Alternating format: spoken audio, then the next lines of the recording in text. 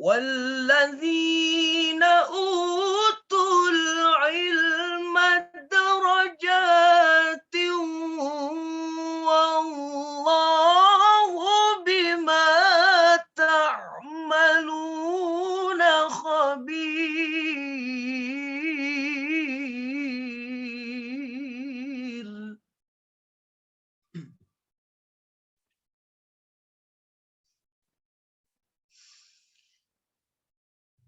يا أيها الذين آمنوا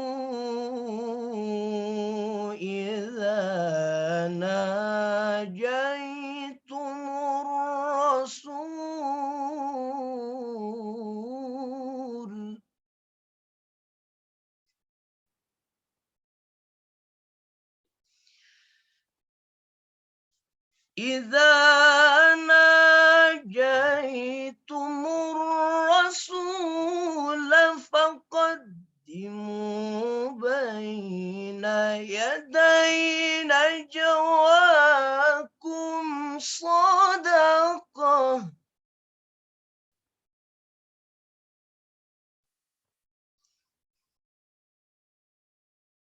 ذلك خير لكم وأطهر فإن لم تجدوا فإن الله غفور رحيم.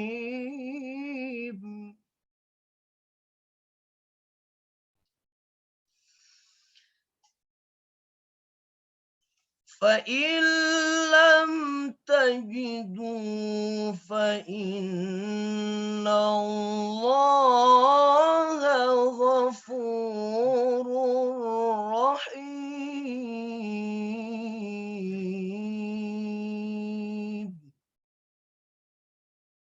صدق الله العظيم. Assalamualaikum warahmatullahi wabarakatuh. Waalaikumsalam warahmatullahi wabarakatuh. Ya, jazakallah khair ya untuk Akhina Raihan dari Bluetooth yang telah membawakan tilawah Al-Quran pada pagi hari ini. Semoga kita semua mendengarkannya mendapatkan keberkahan dari Allah Subhanahu wa Ta'ala. Baik, langsung saja kita ke acara kita yang ketiga, yaitu materi yang akan disampaikan oleh Al-Ustadz kita, yaitu Al-Ustadz Naziyullah Subhani Lubis. Beliau merupakan salah satu pendidik di Rumah Tahfiz Asy-Syamil. Nah, mungkin sebelum masuk ke materi, marilah sama-sama untuk kita ya yang bisa mengaktifkan kamera, karena sebagai adab kita juga dalam seorang penuntut ilmu seperti itu. Nah, mungkin untuk menyambut Al-Ustadz kita, sama-sama kita ucapkan takbir. Allahu Akbar. Nah, okay. Baik Ustadz, waktu dan tempat Ana persilakan Ustadz. Baik, Putra ya. Bismillahirrahmanirrahim. Uhayyikum bitahiyyatin Islam, tahiyyatan mubarakah, tahiyyatan li ahlil jannah.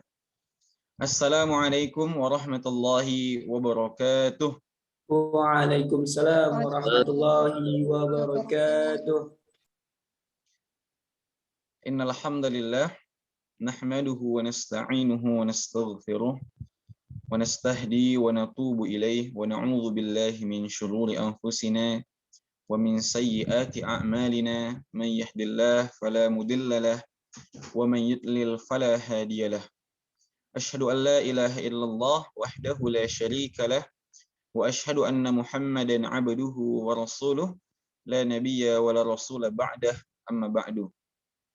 Alhamdulillah, ikhwan wa akhwat fillah rahimakumullah.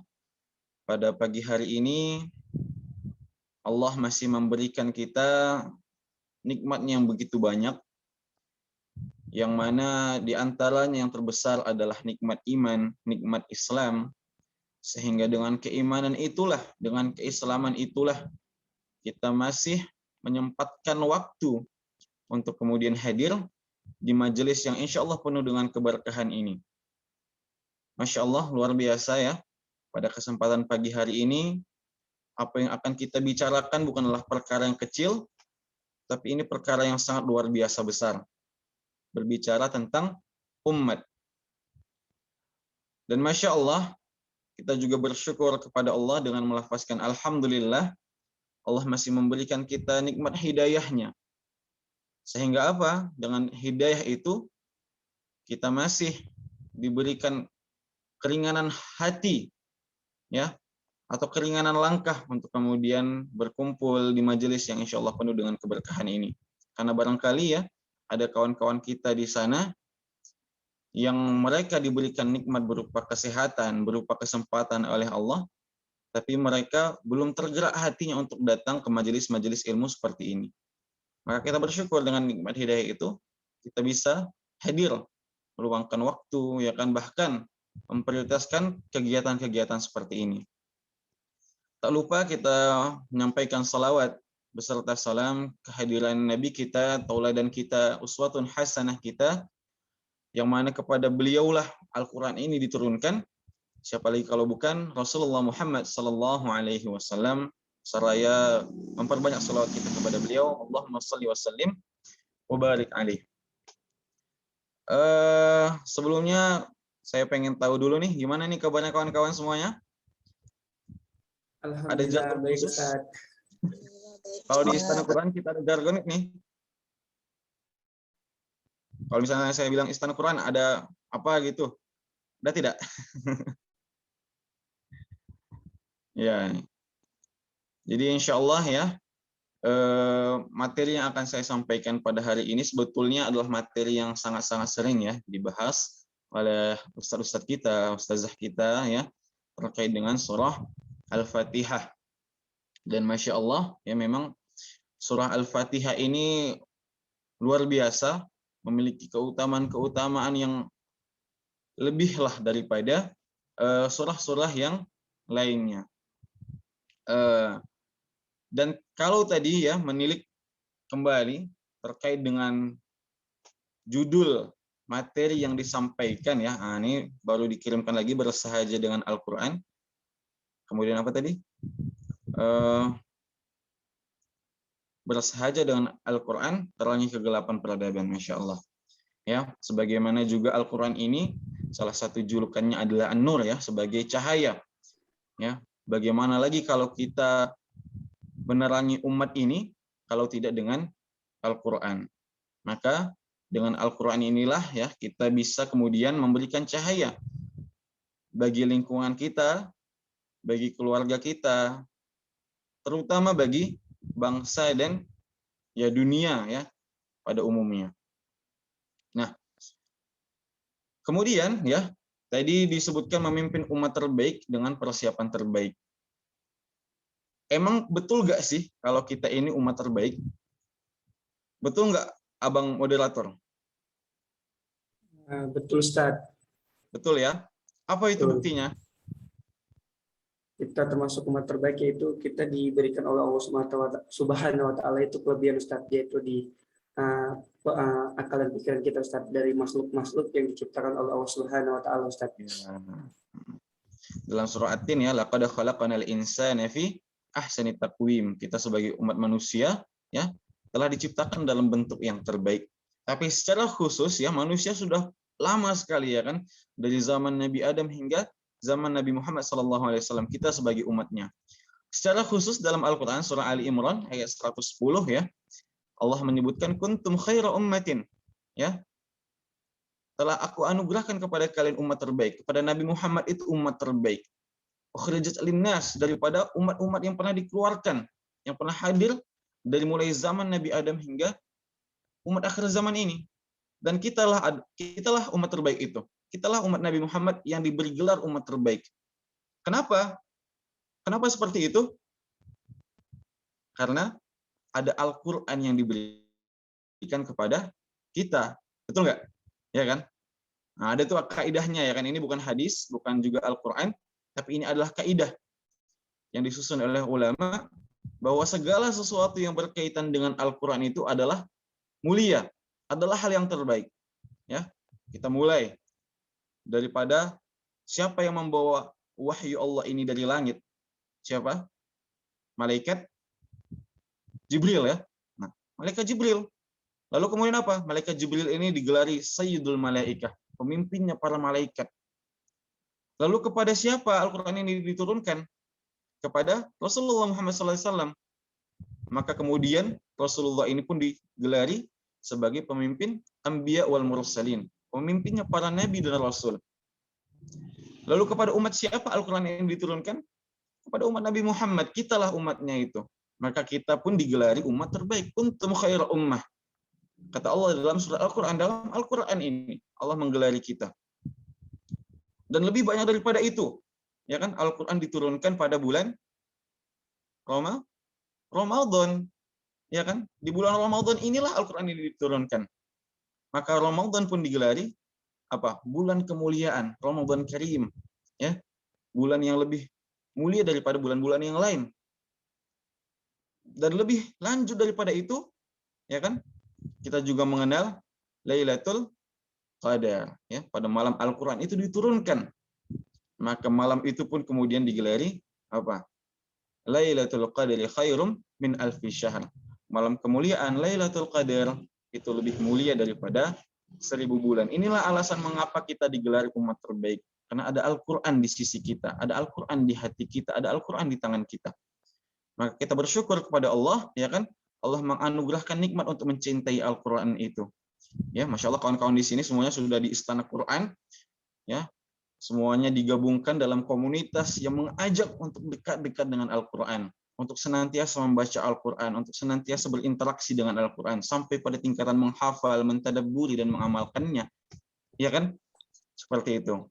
Masya Allah. Jadi kita bersyukur, maka insya Allah mudah-mudahan kalau kita senantiasa dekat dengan Al-Qur'an, maka nggak usah ragu.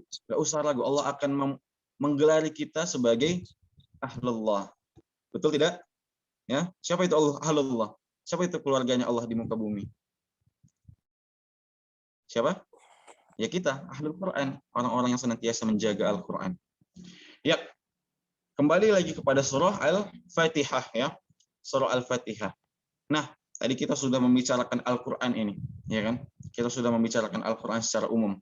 Pertanyaannya, apa itu Ummul Quran? Apa itu Ummul Quran, Bang Putra? Bukan Al-Quran, Ustaz. Iya, apa itu Ummul Quran? Apa? Ummul Quran secara arti aja deh. Ummul Quran kan bahasa Arab. Ummi, ibu kita, induk. Nah, Ummul Quran, induknya Al-Quran. Surah apa? Surah apa Ummul Quran itu? Surah Al-Fatihah ya. Al-Fatihah itu ya. Menurut Imam Ibnu Qayyim Al-Jauziyah ya. Jadi Al-Quran Al-Fatihah itu memiliki banyak sekali julukan. Bahkan dikatakannya sampai 25 nama. Tapi yang paling masyhur adalah Ummul Quran atau Ummul Kitab, induknya Al-Quran ataupun induknya Kitabullah. Ya. Dalam bunyi hadis Abu Hurairah radhiyallahu an, Rasulullah sallallahu alaihi wasallam bersabda, "Alhamdulillahirabbil alamin, Ummul Quran wa Ummul Kitab was sab'ul mathani." Nah, ini mungkin udah nggak asing lagi sama kita ya. Surah Alhamdulillahirabbil alamin yaitu Al-Quran, yaitu Al-Fatihah ya, adalah Ummul Quran dan Ummul Kitab dan As-Sab'ul Mathani. As-Sab'ul Mathani itu apa? 7 ayat yang diulang-ulang. Ya, ini diantara julukan-julukan Al-Fatihah. Nah, ini keutamaan Al-Fatihah ini. Keutamaan yang pertama itu adalah surah Al-Fatihah. Dalam surah Al-Fatihah digelari Ummul Quran ataupun Ummul Kitab. Ya. Lalu alasannya kenapa sih Al-Fatihah itu dijuluki Ummul Quran? Teman-teman ada yang tahu nggak? Kenapa Al-Fatihah digelari Ummul Quran atau Ummul Kitab? Bang Fajar mungkin ini ketua kita ya di Istana Quran. Kira-kira kenapa tuh Bang? Al-Fatihah digelari Ummul Quran.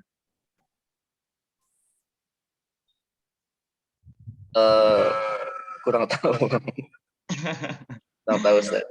Sama-sama kita belajar ya. Jadi Al-Fatihah ini ya ada dua alasan kenapa dijuluki Ummul Quran. Yang pertama adalah Al-Fatihah mengandung dasar dari seluruh perincian Al-Quran. Ya, kita tahu Al-Quran ada 30 juz, 114 surah. Kalau Mushaf Madinah ada 604 halaman. Ya, dari sekian banyak ayat-ayat Al-Quran itu, ya kan? Nah, sumbernya itu atau induknya itu adalah Al-Fatihah.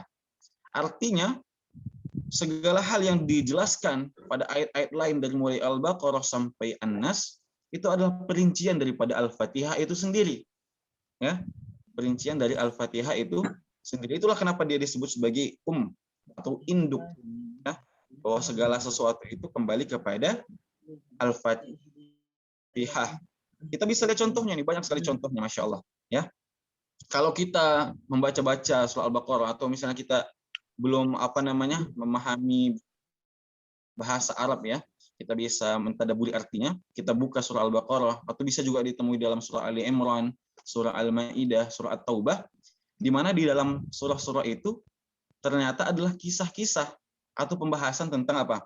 Kaum muslimin dan ahlul kitab. Siapa itu ahlul kitab? Ahlul kitab itu adalah Nasrani dan Yahudi. Ya. Dan ternyata ini pun disinggung dalam surah Al-Fatihah. Kita baca ayat ke-7, siratal ladzina an'amta 'alaihim ghairil maghdubi 'alaihim waladdallin amin. Ya. Ghairil maghdub, yaitu bukanlah mereka golongan yang dimurkai. Al-maghdub, yang dimurkai itu siapa? Orang-orang Yahudi. Orang-orang Yahudi yang suka sekali membantah, ya kan, menolak perintah Allah, mempertanyakan segala perintahnya. Nah, inilah yang dimurkai ini. Ada juga waladdallin, itu orang-orang yang sesat. Siapa itu yang sesat? Orang Nasrani. Ya enggak? Orang Nasrani itu suka menyelempengkan ayat-ayat mereka lah kan. Kalau dulu mereka berarti Injil. Nah, kan sudah tidak asli lagi itu Injil yang sekarang. Sudah diubah semuanya. Ya. Dan tidak sampai di situ saja. Kita menemukan dalam surah Al-Anbiya, surah Al-Mu'minun, dan surah Asy-Syu'ara. Itu mengandung berita para nabi alaihi salatu wassalam. Jadi bukan hanya Nabi Muhammad, tapi juga nabi-nabi sebelumnya dalam surah Al-Anbiya, Al-Mu'minun, dan Asy-Syu'ara. Dan ini pun disinggung dalam ayat yang sama, siratal ladzina an'amta alaihim, yaitu jalan Islam. Jalan Islam itu apa? Jalan kebahagiaan, an'amta, ya, yang diberi kenikmatan kepada mereka yang menempuh jalan itu. Dan jalan Islam ini bukan hanya kita umat Nabi Muhammad. Sejak Nabi Adam pun ya jalan ini sudah ada gitu kan, meskipun memang tidak langsung disebut sebagai Islam. Ya. Kalau dulu istilah Islam itu mungkin belum terlalu dipakai. Ya. Lalu apa lagi? Surah Al-Qiyamah, At-Takwir, Al-Infitar, Al-Insyiqaq. Nah, kalau dengar surah-surah ini kira-kira apa nih yang terbayang? Apa nih? Al-Qiyamah, Al-Infitar, Al-Insyiqaq. Apa itu? Tentang hari kiamat ya, tentang hari akhir. Nah, ini pun juga disinggung dalam surah Al-Fatihah. Dalam ayat Maliki Yaumiddin. Ya, Maliki Yaumiddin. Di ayat ke-4 itu ya, pemilik hari pembalasan. Ya. Hari akhir pun disinggung dalam surah Al-Fatihah. Lalu dalam surah An-Nisa. Nah, surah An-Nisa ini surah yang sangat-sangat membicarakan tentang muamalah, tentang bagaimana hak-hak anak, hak-hak laki-laki, hak-hak perempuan. Ya kan? Juga di sana disebutkan sebagaimana makhluk selainnya semuanya lemah. Ya. Semuanya membutuhkan pertolongan kepada Allah Subhanahu wa ta'ala. Dan ini pun juga disinggung dalam surah Al-Fatihah dalam ayat Iyyaka na'budu wa iyyaka nasta'in. Ya kan? Nah, itu alasan pertama ya, bahwa Al-Fatihah ini adalah apa? Induk ya. Adalah dasar daripada ayat-ayat. Telepon ya, ada telepon sebentar.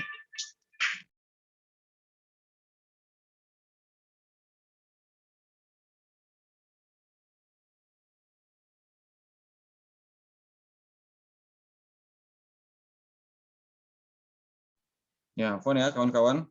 Ada telepon masuk. Kita lanjutkan kembali ya. tadi alasan pertama mengapa Al-Fatihah disebut sebagai Ummul Kitab, yaitu adalah itu tadi ya, Al-Fatihah sebagai perinci daripada surah-surah yang lainnya. Lalu alasan kedua kenapa Al-Fatihah disebut dengan Ummul Kitab, yaitu adalah Al-Fatihah sebagai pembuka Al-Qur'an. Ya, sebagai pembuka Al-Qur'an. Itulah kenapa disebut dengan Al-Fatihah.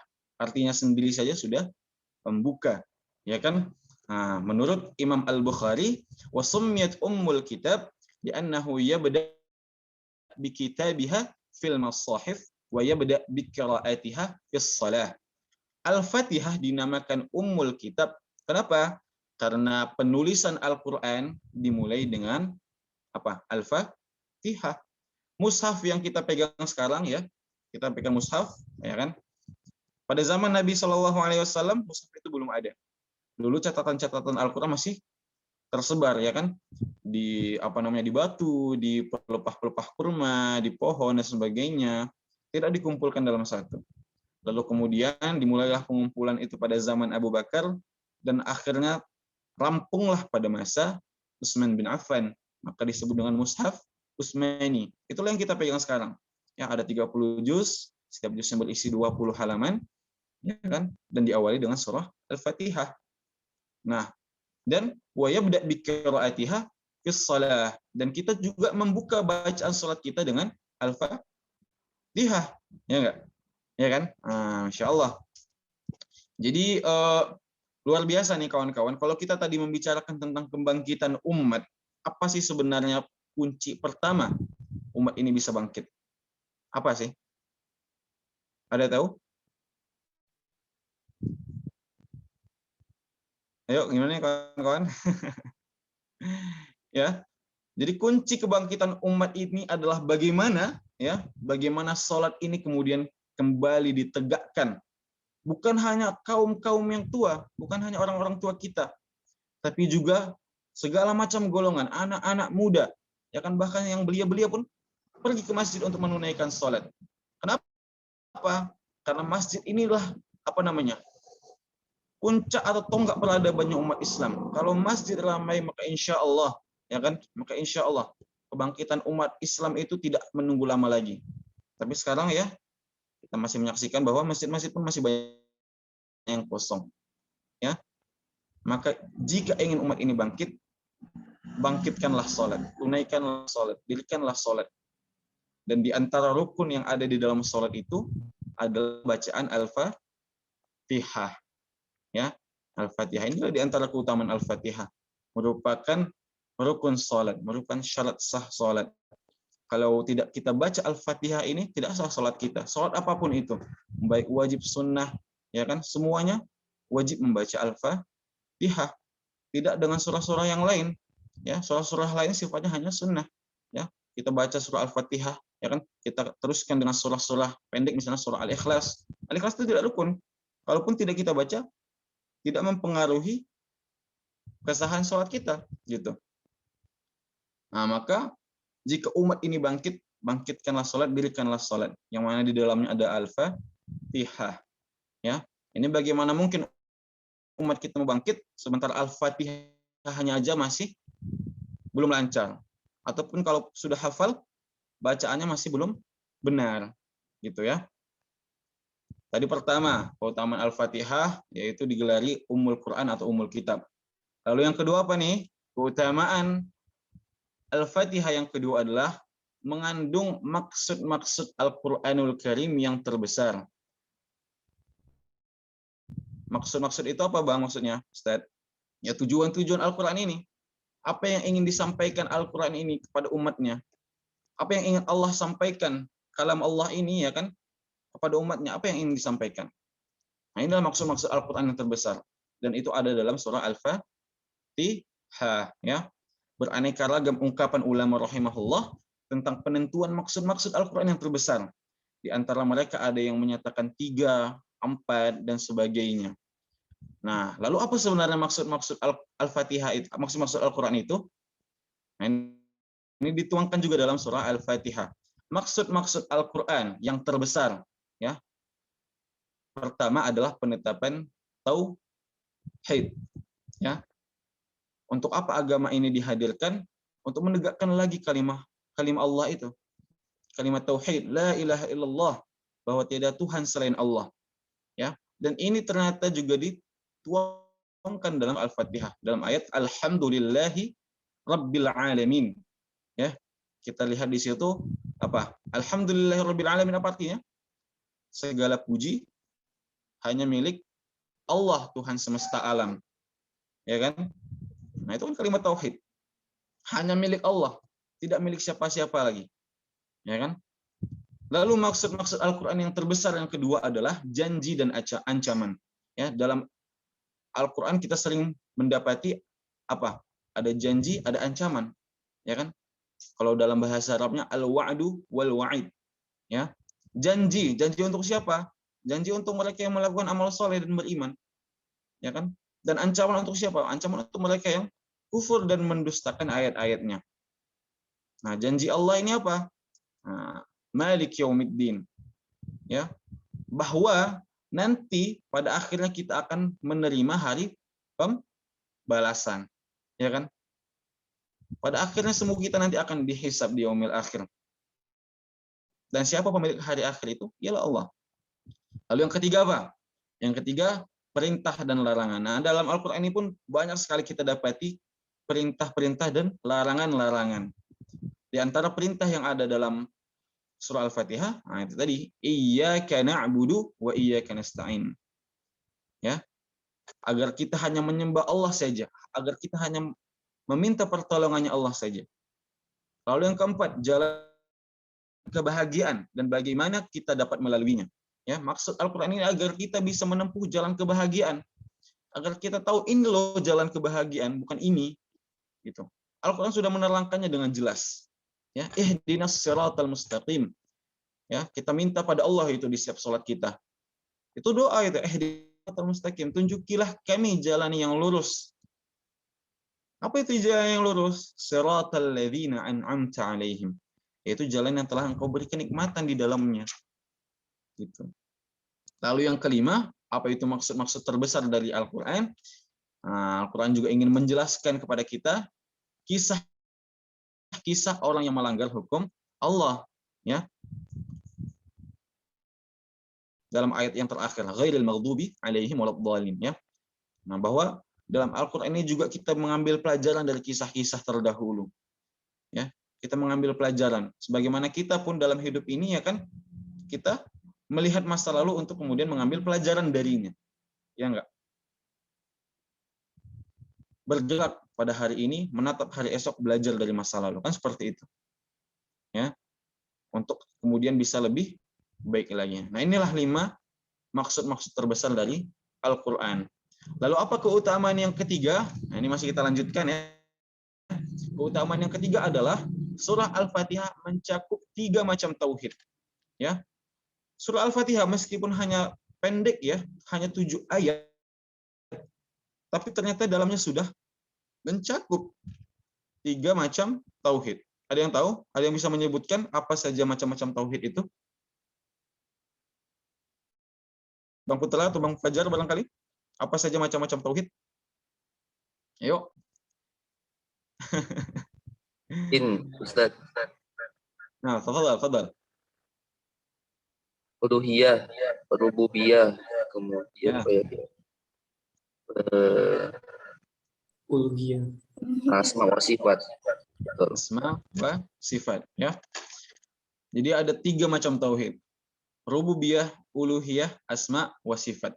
Dan ini semua juga terdapat dalam surah Al-Fatihah. Tauhid rububiyah, di mana tauhid ini, ya kan, mengajarkan kita agar percaya bahwa Allah adalah pemilik segala sesuatu, adalah Allah yang berkehendak atas segala sesuatu. Kita dapat melihatnya dari ayat mana? Alhamdulillahi rabbil alamin. Ya enggak? Nah, Rabbul alamin. Ada kata-kata Rabb di situ. Ya, rububiyah Rabb. Nah, itu masih satu akar kata. Ya, Allah lah pemilik semesta alam. Kita percaya bahwa Allah lah pemilik semesta alam. Bukan siapa-siapa. Ya, bukan Jokowi, bukan Pak Luhut, ya kan? Nah, hanya milik Allah, ya kan? Lalu apa? Tauhid uluhiyah. Ya, di mana tauhid ini mengajarkan kita agar hanya beribadah kepada Allah, tidak ke siapa-siapapun. Ya, jelas ayatnya. Iyyaka na'budu wa iyyaka nasta'in. Lalu yang terakhir tauhid asma wa sifat. Ya, kita percaya bahwa Allah pemilik asmaul husna, nama-nama yang baik dan sifat-sifat yang ulia, sifat-sifat yang tinggi. Hanya Allah yang memilikinya. Ya kan? Dan ini kita dapati dari ayat apa? Jelas ya. Ar-Rahmanir Rahim. Nah, itu ya asmaul husna, dua asmaul husna yang pertama langsung disebutkan Ar-Rahmanir Rahim. Gitu. Lalu yang keempat keutamaan Al-Fatihah yaitu adalah Al-Fatihah ini adalah obat bagi hati dan apa? Jasad ya. Bagi roh dan jasad kita. Imam Ibnu Qayyim Al-Jauziyah rahimahullah menjelaskan bahwa status Al-Fatihah itu bagaikan obat bagi hati. Karena inti penyakit hati itu ada dua. Nah ini, buat kawan-kawan yang barangkali ya masih ada penyakit-penyakit hati, ya kan? Ada dua inti penyakit hati. Apa itu? Rusaknya ilmu dan yang kedua rusaknya niat. Ya, rusaknya ilmu, dua rusaknya niat. Rusaknya ilmu itu bukan orang yang bodoh, bukan orang yang nggak tahu apa-apa. Tapi rusaknya ilmu adalah pada orang-orang yang dia paham, dia hafal Al-Quran, dia hafal banyak hadis. Tapi apa? Dari hafalan-hafalan itu, dari pemahaman-pemahaman itu, yang ia lahirkan adalah apa? Kesesatan. Yang ia ajarkan adalah perkara-perkara yang justru menjauhkan kita dari nilai-nilai agama Islam. Banyak sekarang kita jumpai ulama-ulama. Ini pun merupakan ya bisyarah dari Rasulullah, isyarat dari Rasulullah bahwa di akhir zaman nanti akan kita jumpai ulama-ulama yang ya, yang mengajarkan kepada keburukan. Rusaknya ilmu, rusaknya niat. Rusaknya niat. Jika sudah rusak niat kita, habis seluruh amal kita.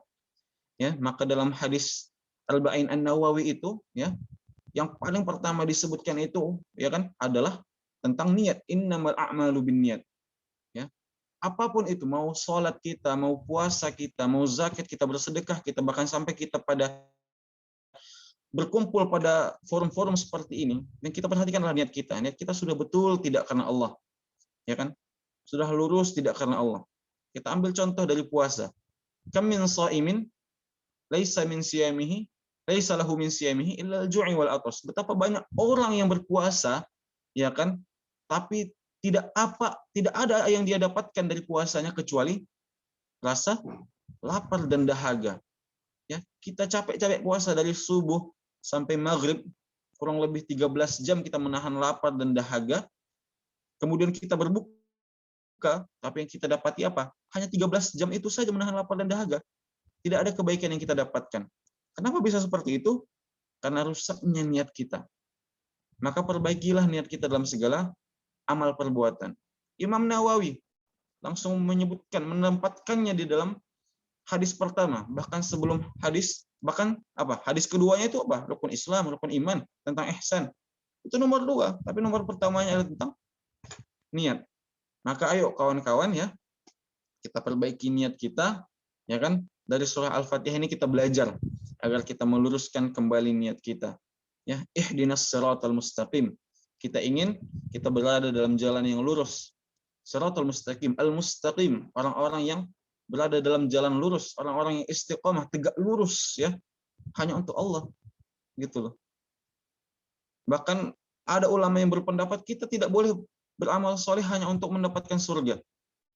Ya, ada orang-orang, kenapa kamu menghafal Quran supaya masuk surga? Kenapa kamu sholat supaya masuk surga? Menurut sebagian ulama ini bisa merusak niat. Loh, kenapa? Karena pada hakikatnya kita beribadah, segala ibadah hanya untuk Allah.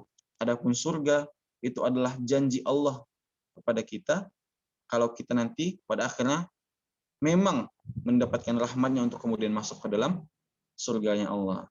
Ya. Jadi Masya Allah kawan-kawan ya, dalam surah Al-Fatihah ini banyak sekali keutamaan-keutamaan. Kalau kita gali-gali lagi luar biasa. Ini surah yang Masya Allah, yang senantiasa kita ulang-ulang. Ya. Kalau orang tua kita bahkan sering dijadikan sebagai apa? Hajat ya. Untuk dikabulkannya hajat. Ya kan? Il-hadratin Nabil Mustafa, bla bla bla bla, Al-Fatihah kan gitu. Nah, ini kan ini ada dasar memang Al-Fatihah. dijadikan oleh ustaz-ustaz kita juga untuk apa? Untuk meruqyah, ya, untuk meruqyah saudara-saudara kita yang mungkin terganggu oleh jin dan sebagainya. Banyak sekali khasiat dari surah Al-Fatihah ini, Masya Allah. Dan betul ya, kalau memang umat ini ingin bangkit, kita kembali kepada Al-Quran. Dan apa itu Ummul Quran? Yaitu adalah Al-Fatihah. Masya Allah ya. Masya Allah sekali kawan-kawan. Itu tadi ya terkait dengan keutamaan Al-Fatihah. Sedikit lagi juga saya singgung bahwa dalam surah Al-Fatihah ini ya terdapat beberapa turunan ilmu. Ya kan? Kalau kita mempelajarinya lagi ada 4 ilmu ya dalam surah Al-Fatihah ini. Ada ilmu usul.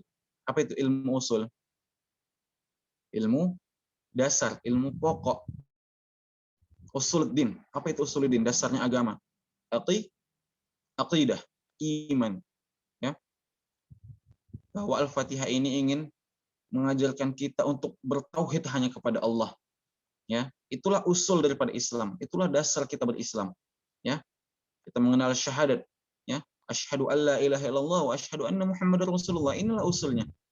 Ya, dasarnya. Kemudian apa? Yang kedua, ilmu furu', ilmu cabang. Tadi ada ilmu usul sebagai dasar, yang kedua ada ilmu furu' sebagai cabang. Apa itu cabangnya? Nah, yang cabang-cabang ini adalah terkait dengan masalah ibadah, ya, perintah dan larangan. Ya, inilah furu'. Kalau tadi kita berbicara usul tentang akidah, kalau furu' itu ibadah. Gitu ya. Nah, jadi apa namanya? Kalau dalam kaidah ya, kaidah fikih itu kita jumpai bahwa pada dasarnya segala bentuk ibadah itu adalah haram kecuali ada perintahnya. Ya. Kita sholat karena ada perintahnya, kita puasa karena ada perintahnya. Kita berzakat karena ada perintahnya. Kalau tidak ada perintahnya, maka haram hukumnya. Ya. Maka jangan pula kita kemudian sholat di atas kuburan. Nah, itu haram. Ya. Ini kan tidak ada perintahnya. Ya kan? Lalu kemudian, kaidah yang kedua adalah segala sesuatu yang berkaitan dengan muamalah, ya, itu pada dasarnya adalah halal, kecuali ada larangannya. Ya, kalau tadi ibadah pada dasarnya haram kecuali ada perintahnya. Kalau muamalah pada dasarnya halal boleh kecuali ada larangannya. Contohnya apa? Riba. Nah, riba ini kan haram. Ya kan? Itu terkait dengan muamalah, ya kan? Bunga dan sebagainya. Ada larangannya di situ. Maka tidak boleh kita kerjakan meskipun ini berkaitan dengan urusan muamalah. Tadi ya ilmu usul, ilmu furu'. Yang ketiga itu adalah tentang dengan ilmu hari akhir. Ya, ilmu hari akhir. Kita juga harus mengetahui bahwa ada ilmu-ilmu untuk mempelajari hari akhir ini. Ya, supaya kita kemudian bisa lebih paham orientasi kita ini hidup ini untuk apa. Kita hidup ini kenapa? Karena ada kehidupan selanjutnya. Karena ada kehidupan setelah kematian. Betul nggak? Ya kan? Nah, kita hidup bukan hanya untuk kehidupan ini saja, bukan hanya untuk kehidupan dunia ini saja. Tapi yang kita kejar adalah kehidupan akhirat. Ya, kalau kita mengejar akhirat kita, maka insya Allah dunia kita dapat. Tapi kalau kita hanya mengejar dunia, maka akhirat tidak akan kita dapatkan. Lalu yang keempat adalah ilmu sejarah. Dari Al-Fatihah ini kita juga mendapati ilmu-ilmu sejarah. Tadi juga sudah disampaikan ya kan, bahwa Al-Fatihah ini berisi juga dengan kisah-kisah umat-umat terdahulu. Ya. Jadi, Masya Allah ya, kawan-kawan sekalian, bagaimana luar biasanya surah Al-Fatihah. Dan kalau Al-Fatihah ini bisa kita implementasikan dalam kehidupan, ya kan, maka insya Allah tidak akan lama lagi umat ini akan bangkit. Ya, umat kita itu sempat bangkit. Kita umat Islam sempat bangkit. Ya kan? Itu janji Allah juga, janji Rasulullah bahwa setiap 100 tahun itu akan ada mujaddid yang akan membangkitkan peradaban. Yang jadi pertanyaan, kapan umat ini benar-benar akan menguasai peradaban dunia, menjadi sekoguru peradaban dunia. Nah, siapa pelakunya? Apakah kita ataukah orang lain? Kita sebagai pelakunya atau hanya kita sebagai penonton saja? Ya. Maka mari yuk sama-sama kita dari Al-Fatihah ini ya kan untuk kemudian lebih mencintai Al-Qur'an, untuk kemudian menerapkan Al-Qur'an dalam kehidupan kita sehari. Al-Qur'an diawali dengan kalimat basmalah, bismillahirrahmanirrahim. Ya kan? Kenapa hanya dalam Al-Fatihah kalimah basmalah yang dijadikan ayat nomor 1 sementara di surah lain tidak? Ya kan? Karena dalam Al-Fatihah lah kalimah basmalah merupakan wahyu dari Allah. Sementara di surah-surah lain kalimah basmalah bukan wahyu dari Allah. Dia hanya merupakan sunnah. Ketika kita memulai segala sesuatu, awalilah dengan kalimah basmalah. Ya, sudah belum kita mengawali kegiatan kita sehari-hari dengan kalimah basmalah? Segala sesuatunya, ya kan? Ketika kita ingin rapat, ya kan, Istana Quran dengan kawan-kawan, mulai nggak dengan kalimah basmalah, ya kan? Ketika kita membuka kajian-kajian seperti ini, kita mulai nggak dengan kalimah basmalah? Bahkan dari hal-hal terkecil sekalipun, ya kan? Kita berangkat ke masjid untuk sholat tarawih, ya kan, dari rumah, kita awali nggak dengan kalimah basmalah langkah itu. Ayo kita mulai segala kegiatan kita dengan kalimah basmalah. Alhamdulillahirabbil alamin, ayat keduanya. Sudah belum kita bersyukur sepantas-pantasnya kepada Allah? Nah, sudahkah kita bersyukur? Setiap kali kebaikan itu datang kepada kita, apa yang kita ingat? Apakah Instastory, status WA, ya, atau kepada Allah? Ya kan? Nah, ini jadi pelajaran buat kita. Pada siapa kita bersyukur? Hanya kepada Allah. Dan seterusnya ayat ke-7 itu luar biasa, Masya Allah, ya. Jadi insya Allah ya kawan-kawan, dari Al-Fatihah ini kita banyak belajar untuk kemudian menempa diri kita lebih baik lagi. Apalagi ini bulan Ramadan, Syahrul Quran, bulannya Al-Quran. Dan dari bulan Ramadan inilah kita berharap ya kita bisa terlahir kembali, keluar, lulus dari bulan Ramadan ini sebagaimana bayi yang baru lahir, keadaan fitrah suci, ya kan, tidak ada lagi noda-noda dosa dalam diri kita. Ya. Kemudian kemarin ketika saya diundang oleh Kak Nada ya, jadi ada terkait dengan apa ya, tajwid ya, apa betul tidak ya? Iya, iya ya. Nah ini gimana nih kira-kira, enaknya kita praktekkan bersama-sama atau gimana? Ketua mungkin barangkali dari Bang Fajar, apakah hanya menyampaikan saja teori-teorinya? Biasa seperti apa kalau kita talaki gimana gitu kan? Dibaca dan dipraktekkan aja, Ustaz. Oke, ya, baik. Kita coba sama-sama ya mempelajari Al-Fatihah. Saya pun sebetulnya masih belajar ini ya. Masih belajar, kita semua masih terus belajar. Artinya kalaupun ada kesalahan-kesalahan, mari kita sama-sama perbaiki ya. Meskipun mungkin ya sebetulnya Al-Fatihah ini adalah surah yang paling pertama kita hafalkan sejak kecil ya kan. Tapi barangkali dalam bacaannya masih terdapat beberapa kekeliruan. Ya. Gimana saya baca, ikuti bersama-sama atau saya contohkan saja? Ikuti, Ustaz. Diikuti. Ya? Diikuti ya, baik. Berarti teman-teman coba open mic-nya ya. Tapi kayaknya agak storing lah ini pasti nih ya, namanya di Zoom ya. Baik. Kita awali dari ta'awudz ya. A'udzu billahi minasy syaithanir rajim. أعوذ بالله من الشيطان الرجيم بسم الله الرحمن الرحيم بسم الله الرحمن الرحيم الحمد لله رب العالمين الحمد لله رب العالمين الرحمن الرحيم الرحمن الرحيم مالك يوم الدين مالك يوم الدين إياك نعبد وإياك نستعين إياك نعبد وإياك وإياك نستعين نستعين اهدنا الصراط المستقيم اهدنا الصراط الصراط المستقيم المستقيم صراط الذين أنعمت عليهم صراط صراط الذين الذين أنعمت أنعمت عليهم غير المغضوب عليهم ولا الضالين غير المغضوب المغضوب عليهم عليهم ولا ولا الضالين. الضالين.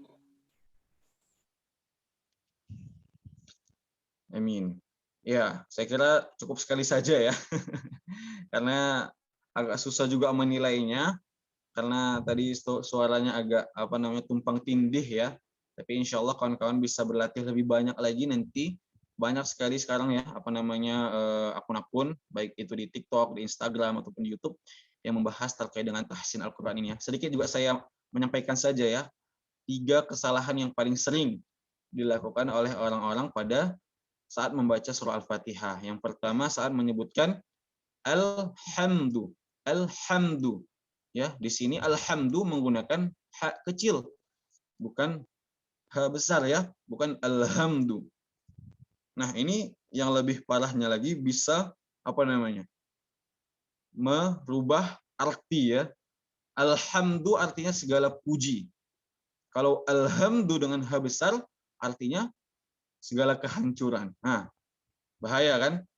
Alhamdulillah, segala puji bagi Allah. Kalau kita baca alhamdulillah, segala kehancuran milik Allah. Nah, udah berdosa kita. Ya kan? Kemudian kalimat apa? Al-alamin, al-alamin dengan apa? Huruf ain. Al-alamin. Sering kita jumpai orang-orang membaca al-alamin, alamin dengan hamzah. Padahal seharusnya dengan huruf ain. Ini pun fatal artinya. Kalau kita baca alhamdulillahi rabbil alamin, segala puji hanya milik Allah Tuhan semesta alam. Kalau kita baca alhamdulillahi rabbil hamzah alamin, segala puji milik Allah Tuhan pemilik segala penyakit. Alamin itu artinya penyakit. Ini pun bahaya artinya kan? Ya enggak? Ya kan? Nah, lalu yang ketiga ayat ke-5 ya.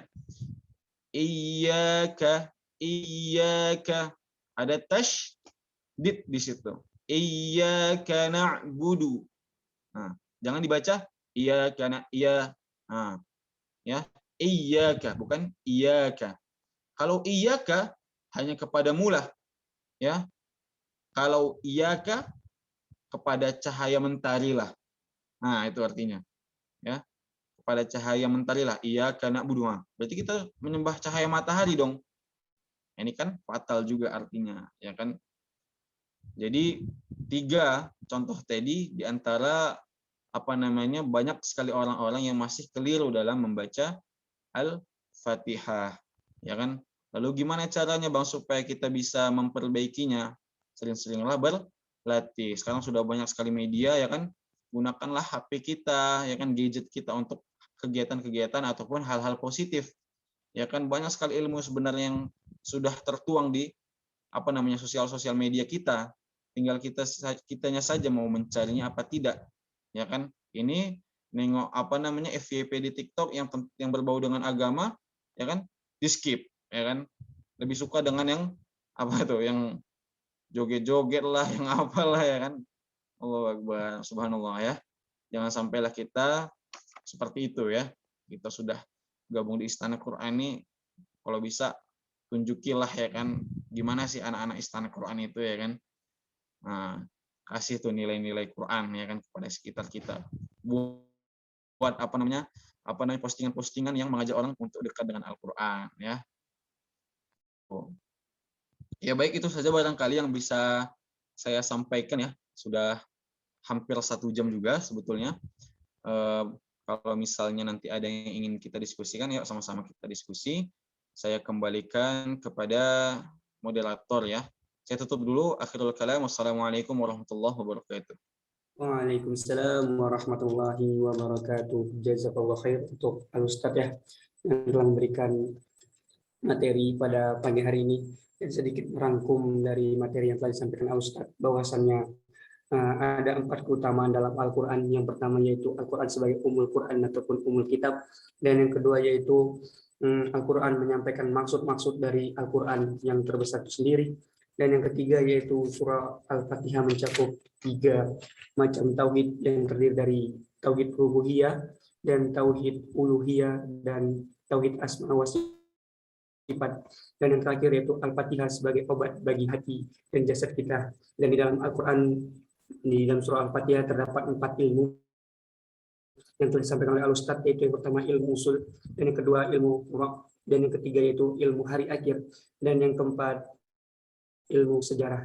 Dan hingga tadi juga sudah disampaikan oleh Al-Ustadz bahwasanya 3 kesalahan yang sering dilakukan ketika di dalam bacaan surah Al-Fatihah. Yang pertama yaitu dalam kalimat Alhamdulillah, dan yang kedua yaitu pada kalimat Alamin, dan yang ketiga yaitu di ayat kelima yaitu di Iyyaka, berarti itu tasydid gitu. Nah, baik, mungkin itu saja sedikit rangkuman dari materi kajian kita pada pagi hari ini. Untuk itu kepada ikhwah fillah yang memiliki pertanyaan dari kajian materi kita pada pagi hari ini, Ana persilakan untuk yang ingin. Ya, baik. Di sini ada satu orang penanya yaitu dari Ukhtina Yulia Rahma Fadilah. Mungkin langsung saja ya, untuk mempersingkat waktu mungkin bisa langsung ditanyakan langsung kepada Al-Ustadz.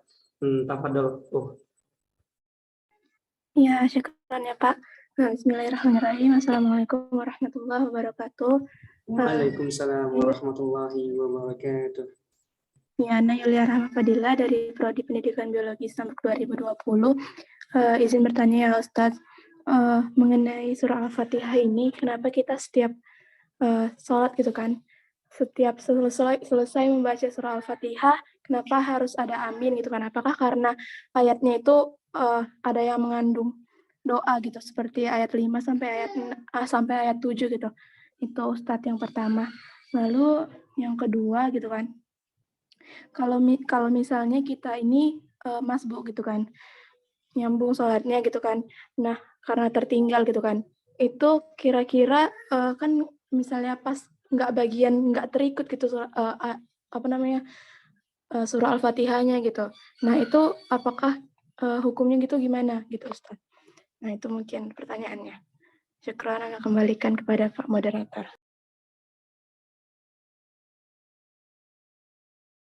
Ya, jazakallah khair untuk Ukhtina Yulia Rahma Fadilah atas pertanyaannya. Mungkin sembari menunggu penanya yang lain, bisa langsung ditanggapi saja Ustadz untuk pertanyaan dari Ukhtina Yulia Rahma Fadilah yang tadi terdiri dari 2 pertanyaan, Ustadz.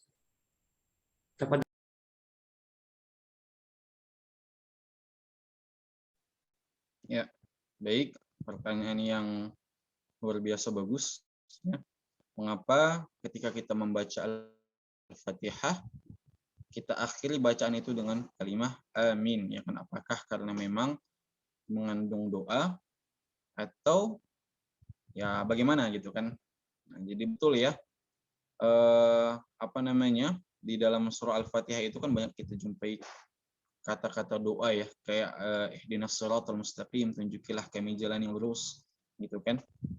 Betul, jadi memang dalam surah Al-Fatihah ini kalimat-kalimatnya mengandung juga dengan doa gitu. Dan ini pun dianjurkan oleh para ulama agar kita membaca amin setelah pembacaan surah Al-Fatihah ya. Ini dianjurkan.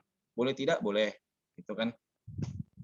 Jadi saya rasa pertanyaannya sudah menjawab sih ya. Sepengetahuan saya memang seperti itu juga. Jadi ya itu tadi kita mengaminkan doa-doa yang ada di dalam surah Al-Fatihah.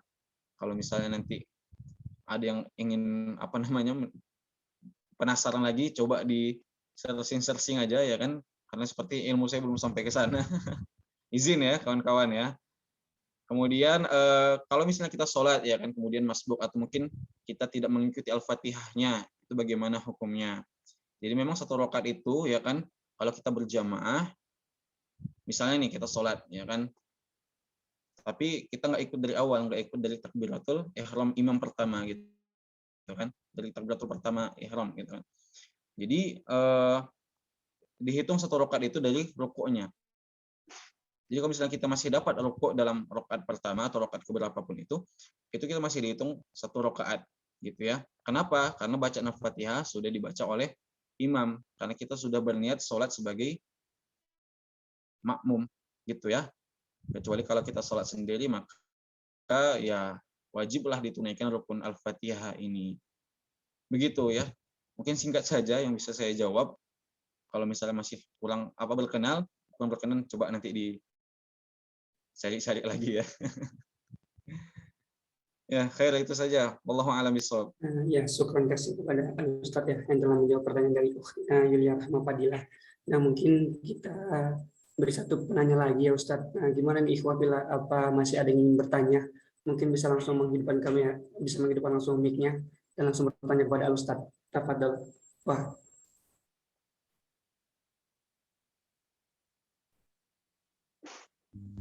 Izin aku tanya. Tafadhol. Ya, baik, izin ya. Assalamualaikum warahmatullahi wabarakatuh. Waalaikumsalam warahmatullahi wabarakatuh. Perkenalkan, nama Anda Said Muhammad Ilham, Prodi Pendidikan Teknik Mesin, Istanbul 2019. Ingin bertanya Ustadz, dalam sholat kan Ustadz, di mana syarat sahnya sholat itu terpenuhinya rukun sholat. Nah, Al-Fatihah kan termasuk rukun sholat nih Ustadz. Nah, bagaimana kalau misalnya di dalam sholat berjamaah ada orang yang lebih fasih bacaannya Ustadz, tetapi malah yang disuruh jadi imam itu yang kurang fasih, begitu Ustadz. Nah, Al-Fatihahnya, akankah itu sholatnya batal? Dan kalau misalnya batal, akankah kita ulang di rumah secara sendiri? Itu Ustadz, mungkin pertanyaan dari Anda kembalikan. Iya, syukur kasih kepada Said Muhammad Ilham ya yang telah bertanya. Mungkin bisa langsung dijawab saja Ustaz. Tafadhol Ustaz. Baik ya. Jadi ini berkaitan dengan sholat berjamaah, tentang siapa yang lebih pantas untuk menjadi imam ya. Siapa yang paling pantas untuk menjadi imam? Yang paling pertama adalah orang yang paling tinggi ilmunya ya. Ilmunya dalam apa? Dalam ilmu syar'i, pemahamannya terhadap agama, terlebih-lebih terhadap ilmunya dalam membaca Al-Quran. Inilah yang diutamakan. Ini hadis Nabi SAW. Lalu yang kedua, yaitu adalah orang yang lebih senior, ya, yang lebih tua. Jadi wajar ya, kadang-kadang memang kita jumpai kalau di masjid-masjid dekat rumah kita itu, ya imamnya orang tua itu gitu. Meskipun bacaannya mungkin tidak terlalu fasih ya, tidak begitu apalah sesuai dengan tajwidnya. Lalu yang ketiga adalah orang yang lebih dahulu masuk Islam. Nah ini kenapa dibilang lebih dahulu masuk Islam? Karena pada zaman sahabat dulu kan semuanya berawal dari apa ya? Mereka tidak beragama Islam. Mereka mengikuti ajaran nenek moyang mereka ya kan. Maka didahulukanlah orang-orang yang sudah lebih lama masuk ke dalam Islam. Jadi pada tingkatannya sebenarnya memang yang diutamakan adalah orang yang bacaannya paling bagus gitu. Dan pertanyaannya, apakah kalau kita imam, kalau kita sholat, yang menjadi imam kita itu bacaannya nggak begitu fasih, dan apakah itu membatalkan sholat kita? Nah, urusan sholatnya ini sah ataupun batal itu kembali kepada Allah Subhanahu Wa Taala. Ya, kita tidak bisa menjudge saja ya bahwa oh ini bacaan bapak ini nggak bagus nih, banyak salahnya nih, fatal nih, kayaknya nggak sah nih sholatnya. Nggak bisa seperti itu ya. Tidak apa-apa, kita ikuti saja. Kita tetap dalam hati kita juga istilahnya membaca ya, membaca dengan bacaan yang benar sesuai dengan pemahaman kita, sesuai dengan bacaan bagaimana kita sudah terlatih ya, seperti itu. Jadi saya kira ya, mudah-mudahan insya Allah sholat ini tetap dinilai di sisi Allah meskipun imamnya itu tidak begitu fasih bacaannya.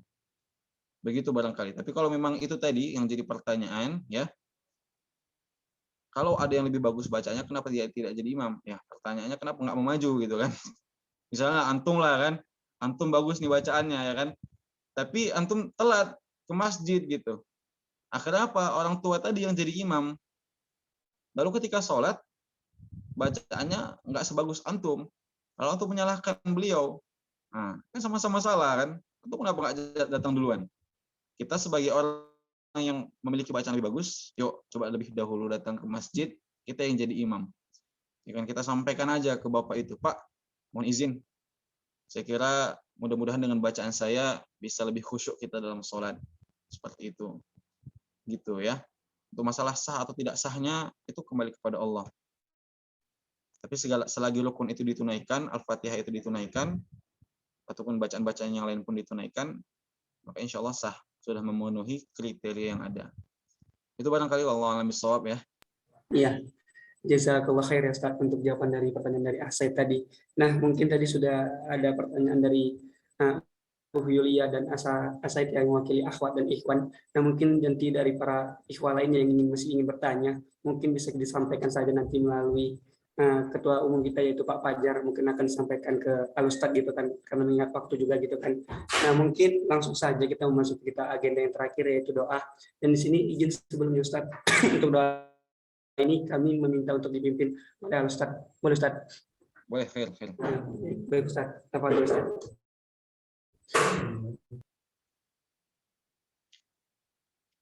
Sebelum berdoa, marilah kita beristighfar sebanyak-banyaknya. Astaghfirullahaladzim, astaghfirullahaladzim, astaghfirullahaladzim. A'udzu billahi minasyaitonir rajim. Bismillahirrahmanirrahim. Alhamdulillahi rabbil alamin, hamdan syakirin, hamdan na'imin, hamdan yu'afi ni'amahu wa yukafi'u mazidah. Ya Rabbana lakal hamdu lakal syukru kama yanbaghi li jalali wajhikal karim wa 'azimi sultanik. Allahumma salli ala Muhammad wa ala alihi wa sahbihi ajma'in. اللهم اغفر لنا ذنوبنا ولوالدينا وارحمهم كما ربونا صغارا ولجميع المؤمنين والمؤمنات والمسلمين والمسلمات الأحياء منهم والأموات برحمتك يا أرحم الراحمين. اللهم اجعلنا من أهل القرآن، اللهم اجعلنا من أهل القرآن، اللهم اجعلنا من أهل القرآن وأدخلنا الجنة بشفاعة القرآن. اللهم إنك تعلم أن هذه القلوب قد اجتمعت على محبتك والتقت على طاعتك وتوحدت على دعوتك وتآهدت على نصرة شريعتك فوثقهم رابطتها ودم وقدها وحاصب لها واملأها بنورك الذي لا يخبو واشرح صدورها بفيد الإيمان بك وجميل التوكل عليك وحيها بمعرفتك وأمتها على الشهادة في سبيلك إنك نعم المولى ونعم النصير. ربنا ظلمنا أنفسنا وإن لم تغفر لنا وترحمنا لنكونن من الخاسرين. ربنا هب لنا من أزواجنا وذرياتنا قرة أعين واجعلنا للمتقين إماما. ربنا آتنا في الدنيا حسنة وفي الآخرة حسنة وقنا عذاب النار. وصلى الله على سيدنا محمد وعلى آله وصحبه أجمعين. سبحان ربك رب العزة عما يصفون والسلام على المرسلين والحمد لله رب العالمين. Jazakallah khair Ustaz yang telah membawakan doa pada kajian kita pada pagi hari ini. Mungkin langsung saja kita masuk ke agenda kita yang terakhir yaitu penutupan dan sesi dokumentasi. Nah, kepada ikhwah bila semua yang dapat mengaktifkan kameranya, Anda persilakan untuk mengaktifkan kameranya untuk sesi dokumentasi pada kajian kita pada pagi hari ini. Tafadhol.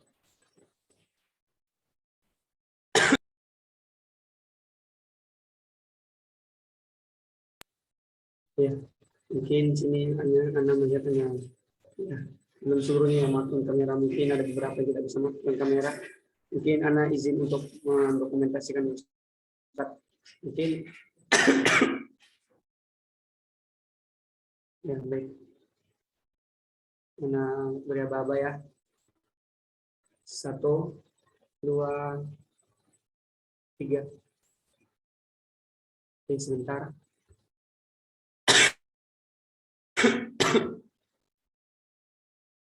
Oke, sekali lagi ya. Wah, Jadi mungkin belum ada yang ter-screenshot ya, mungkin sekali lagi anak pimpin ya. 1, 2, 3. Bentar. Oke, Subhan Kasroh.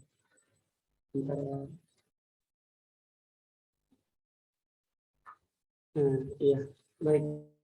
Dengan berakhirnya sesi penutup dan dokumentasi, semoga apa-apa yang telah disampaikan oleh Al-Ustadz tadi menjadi penambahan bagi siapa kita di dalam memahami tentang Al-Quran khususnya, dan semoga kita semua yang berhadir pada majelis ilmu pada pagi hari ini mendapatkan keberkahan dari Allah Subhanahu wa Ta'ala. Nah, mungkin tanpa memperpanjang kalam lagi, ana ucapkan jazakallah khair kepada Al-Ustadz Nazrullah Subhanallah yang telah meluangkan waktunya untuk mengisi kajian pada pagi hari ini, Al-Ustadz. Nah, mungkin langsung saja kita akhiri kajian majelis ilmu pada pagi hari ini. Kepada Ustadz kami mengucapkan syukur kasir yang besar-besarnya. Mungkin untuk mengakhiri kajian kita pada pagi hari ini, marilah sama-sama kita mengucapkan lafaz alhamdulillahirrahmanirrahim. Baik. Dan anak akhiri apabila ada kesalahan penyampaian ataupun sikap anak dalam pembawaan pada kajian pada pagi hari ini, anak kepada Allah anak mohon ampun, dan kepada ikhwafillah semuanya anak mohon maaf. Dan anak akhiri wabillahi taufiq wal hidayah. Assalamualaikum warahmatullahi wabarakatuh.